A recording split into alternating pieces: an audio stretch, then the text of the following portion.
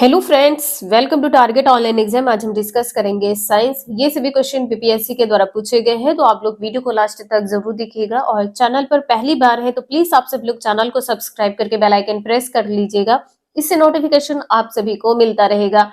तो चलिए स्टार्ट करते हैं। 40 तक क्वेश्चन कंप्लीट हो गए थे, 41 है। हेपेटाइटिस किस अंग से संबंधित बीमारी है? तो आपका आंसर यहाँ पर भी सही हो जाएगा, लीवर से संबंधित बीमारी है। लीवर को और क्या कहते हैं? यकृत कहते हैं, हिंदी में यकृत कहते हैं।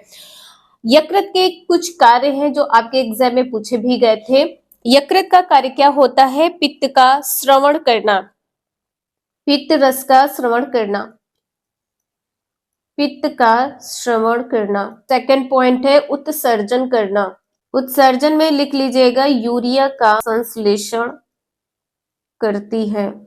नेक्स्ट है रुधिराणुओं का निर्माण करना।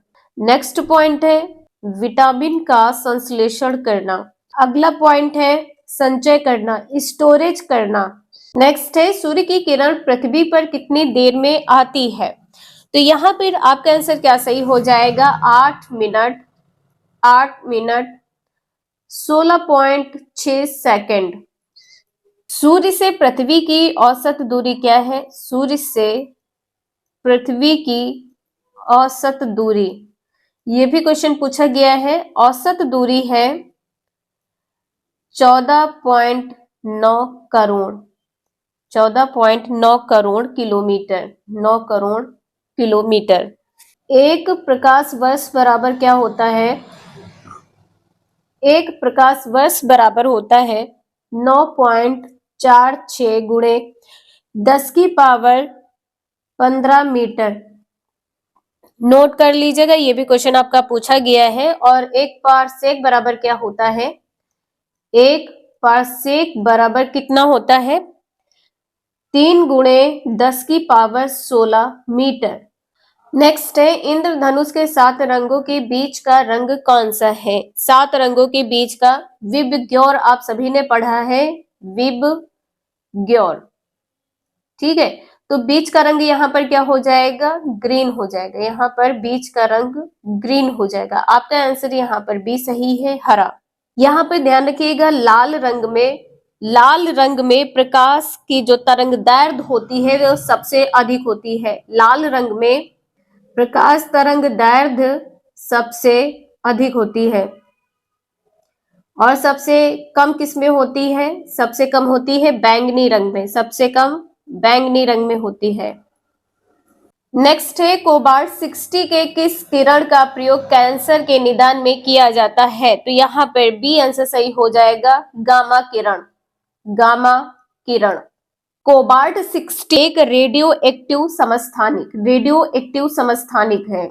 और ये क्या करती है? तो यहाँ पर ध्यान रखिएगा उच्च ऊर्जा की गामा किरण उत्सर्जित करती है। उच्च ऊर्जा की गामा किरण को उत्सर्जित करती है। नेक्स्ट है पानी का घनत्व किस ताप पर अधिकतम होता है? ये क्वेश्चन आप सभी का 2 बार रिपीट हुआ है, टीआरई फर्स्ट में और टीआरई सेकंड में। तो यहाँ पर आपका आंसर 4 डिग्री सेल्सियस हो जाएगा। बी आंसर यहाँ पर सही है, 4 डिग्री सेल्सियस पर जल का घनत्व अधिकतम होता है। और 4 डिग्री सेल्सियस से ऊपर जब तापमान बढ़ता है तो जल का आयतन बढ़ जाता है, जल का आयतन बढ़ जाता है। नेक्स्ट है ऊष्मा का सबसे अच्छा चालक है। ऊष्मा का सबसे अच्छा चालक क्या होता है? चांदी है। डी आंसर यहाँ पर सही है। नेक्स्ट है दांतों में क्या होता है? आप सभी को पता है कि दांतों में कैल्शियम होता है। दांतों में क्या होता है? कैल्शियम होता है। बी आंसर यहाँ पर सही है। और यदि आपसे पूछा जाए कि दांतों में कैल्शियम का प्रतिशत क्या होता है, तो दांतों में कैल्शियम का प्रतिशत होता है 99%।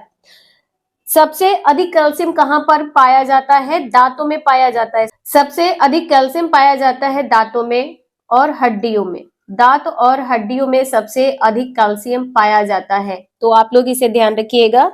नेक्स्ट है किस विटामिन का संबंध रक्त थक्का से है? तो यहाँ पर आप सभी को पता है कि यदि विटामिन के की कमी होती है तो रक्त का थक्का नहीं जमता है। जल में घुलनशील विटामिन कौन से हैं? तो जल में घुलनशील विटामिन है विटामिन बी व विटामिन सी। और वसा में घुलनशील विटामिन कौन से हैं? वसा में घुलनशील विटामिन है ए, डी, ई और के। विटामिन ए का रासायनिक नाम क्या है? विटामिन ए का रासायनिक नाम है रेटिनॉल। विटामिन ए का रासायनिक नाम है रेटिनॉल। रेटिनॉल की कमी से कौन सा रोग होता है? तो रतौंधी होती है। विटामिन ए की कमी से रतौंधी होती है। विटामिन ए की कमी से रतौंधी होती है। विटामिन बी की कमी से कौन सा रोग होता है? बेरी-बेरी। विटामिन बी की कमी से बेरी-बेरी रोग होता है। विटामिन बी की कमी से बेरी-बेरी रोग होता है। विटामिन सी की कमी से कौन सा रोग होता है? स्कर्वी होता है। विटामिन सी की कमी से स्कर्वी होता है। विटामिन सी की कमी से स्कर्वी होता है। और विटामिन डी की कमी से सूखा रोग होता है। विटामिन डी की कमी से सूखा रोग होता है। नोट कर लीजिएगा, इंपॉर्टेंट है। और विटामिन ई की कमी से क्या होता है? पेशियों में कमजोरी आती है। नेक्स्ट है, सूर्य की ऊर्जा का मुख्य स्रोत क्या है? नाभिकीय संलयन है। ए आंसर यहाँ पर सही हो जाएगा, नाभिकीय संलयन। नाभिकीय संलयन क्या है? दो हल्के परमाणुओं का दो हल्के परमाणु का एक भारी परमाणु नाभिक में संलयन। इसे आप सभी लोग ध्यान रखिएगा। और विखंडन क्या होता है? विखंडन का अर्थ ही होता है टूटना। एक बड़े परमाणु का दो या दो से अधिक छोटे परमाणुओं में विखंडन। ठीक है, जैसे कोई ये बड़ा परमाणु है, इसमें एक या दो से अधिक परमाणुओं में विखंडन क्या कहलाता है? नाभिकीय विखंडन कहलाता है। नेक्स्ट है, एक वयस्क के शरीर में रक्त की मात्रा कितनी होती है? तो आपका आंसर यहाँ पे क्या सही हो जाएगा? 5 से 6 लीटर। सी आंसर यहाँ पर सही है, 5 से 6 लीटर। रक्त क्या है? रक्त एक संयोजी ऊतक है। रक्त क्या है? एक संयोजी ऊतक है। रक्त एक संयोजी ऊतक है। मनुष्य के शरीर में रक्त की जो मात्रा होती है, ये शरीर के भार के लगभग कितनी होती है? आप सभी लोग कमेंट करके जरूर बताइएगा। लगभग 7 से 8% होती है। 7 से 8% होती है। फीमेल में रक्त की मात्रा कितनी होती है? तो रक्त की मात्रा होती है 4 से 5 लीटर। 4 से 5 लीटर होती है। नेक्स्ट है, ईसीजी संबंधित है। आप सभी को पता है किससे संबंधित है? हृदय से संबंधित है। ईसीजी का फुल फॉर्म क्या है?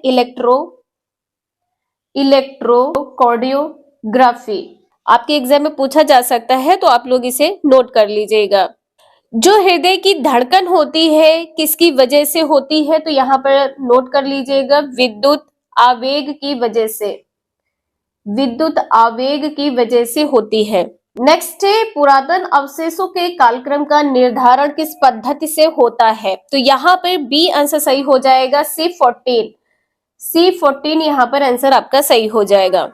नेक्स्ट है, योग्यतम की उत्तरजीविता की बात किसने की है? तो यहाँ पर सी आंसर सही हो जाएगा, डार्विन ने। सी आंसर यहाँ पर सही है।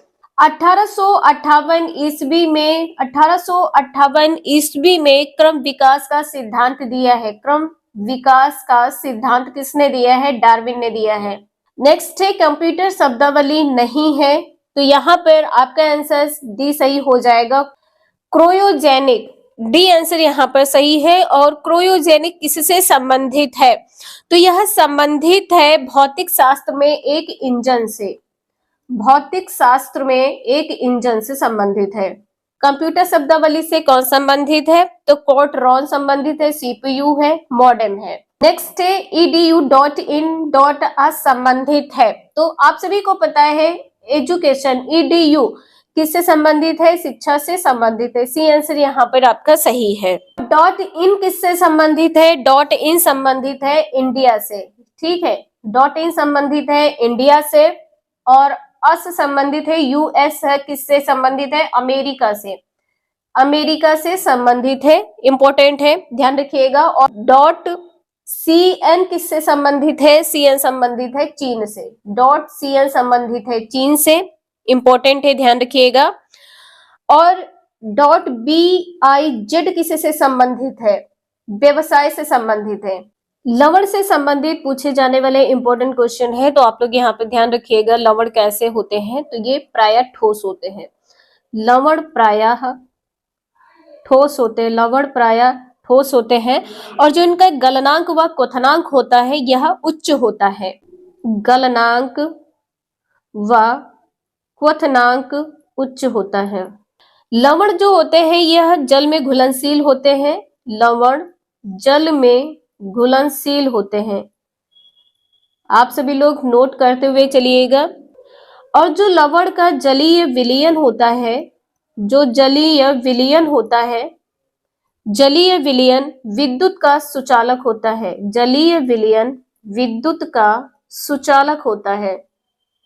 जलीय विलयन विद्युत का सुचालक होता है। कुछ महत्वपूर्ण लवण व उनके प्रयोग हैं जो आपके एग्जाम में पूछे ही जाते हैं।